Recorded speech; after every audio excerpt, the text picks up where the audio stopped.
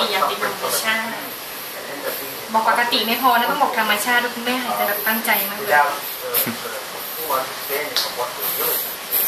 นับเป็นใช่ในจังหวัดได้ตามจังหวัดได้ค่ะไอเซาที่9หลังยกหรือเปล่าต้องเลื่อนเลยเช็คก่อนนะว่าตรงเราจะดูอะไรมันจะต้องตรงนะคะแสดงว่าใช้ได้ใช้แต่ขอไม่ต้องแบบถึงกับยกก้นขึ้นแล้วแค่คิ้วลงนิดหน่อยให้มันมีให้การเคลื่อนไหวใช่แล้วค่ะโอเคพอได้ไหมคะแต่ไม่ต้องกังวลนะพี่เขาถ่ายวิดีโอเรียบร้อยแล้วเขาจะจำท่าได้